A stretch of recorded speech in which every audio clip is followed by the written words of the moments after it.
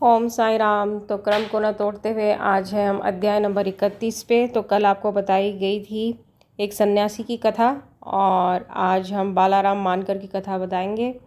तो जितने भी पाप ताप संताप हैं सारे हर लेते हैं साईं, जो भी मन में हो सारी इच्छाएं पूर्ण कर देते हैं साईं। तो इन कथाओं का श्रवण आप अवश्य ही कीजिए पूरी श्रद्धा और सबूरी से। दो ही साईं बाबा के सिद्धांत हैं भक्ति की, श्रद्धा और सबूरी। तो ओम साई राम। तो जितने भी हम पोस्ट डालते हैं उन सब का भी वीडियो आप अवश्य ही देखा कीजिए, बहुत आवश्यक है, ताकि आपको पूरा का पूरा जो है आत्मचिंतन आप कीजिए, तभी आप भक्ति के रस में आपको आनंद आएगा।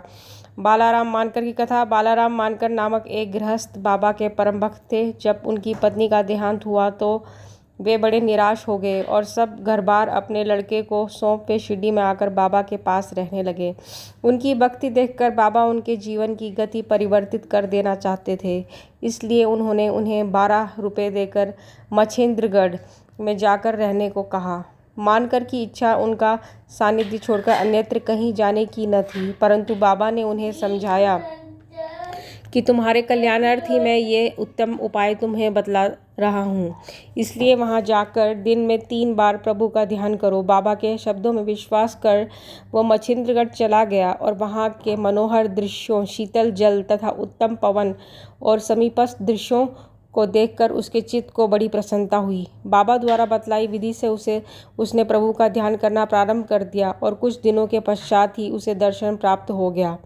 बहुधा भक्तों को समाधि या तुरीय अवस्था में ही दर्शन होते हैं, परंतु मानकर जब तुरीय अवस्था से प्राकृत अवस्था में आया तभी उसे दर्शन हुए। दर्शन होने के पश्चात मानकर ने बाबा से अपने को वहाँ भेजने का कारण पूछा। बाबा ने कहा कि शिरडी में तुम्हारे मन में नाना प्रकार के संकल्प विकल्प उठने लगे थे, इसी कारण मैंने तुम्हें वहाँ भेजा कि तुम्हारे चंचल मन को शांति प्राप्त हो। तुम्हारी धारणा थी कि मैं शिरडी में ही विद्यमान हूँ और 3.5 हाथ के इस पंच तत्व के पुतले के अतिरिक्त कुछ नहीं हूँ, परंतु अब तुम मुझे देखकर ये धारणा बना लो कि जो तुम्हारे सामने शिरडी में उपस्थित है और जिसके तुमने दर्शन किए वो दोनों अभिन्न है या नहीं। मानकर वह स्थान छोड़कर अपने निवास स्थान बांद्रा को रवाना हो गया। वह पूना से दादर रेल द्वारा जाना चाहता था, परंतु जब वह टिकट घर पर पहुंचा तो वहां अधिक भीड़ के कारण वह टिकट खरीद न सका। इतने में ही एक देहाती, जिसके कंधे पर एक कंबल पड़ा था तथा शरीर पर केवल एक लंगोटी के अतिरिक्त कुछ न था, वहां आया और मानकर से पूछने लगा कि आप कहाँ जा रहे हैं। मानकर ने उत्तर दिया, मैं दादर जा रहा हूँ। तब वह कहने लगा कि मेरा ये दादर का टिकट आप ले लीजिए, क्योंकि मुझे यहाँ एक आवश्यक कार्य आ जाने के कारण मेरा जाना आज ना हो सकेगा। मानकर को टिकट पाकर बड़ी प्रसन्नता हुई और अपनी जेब से वे पैसे निकालने लगे। इतने में टिकट देने वाला आदमी भीड़ में कहीं अदृश्य हो गया। मानकर ने भीड़ में पर्याप्त छानबीन की, परंतु सब व्यर्थ ही हुआ। जब तक गाड़ी नहीं छूटी मानकर उसके लौटने की ही प्रतीक्षा करता रहा, परंतु वो अंत तक ना लौटा। इस प्रकार मानकर को इस विचित्र रूप में द्वितीय बार दर्शन हुए।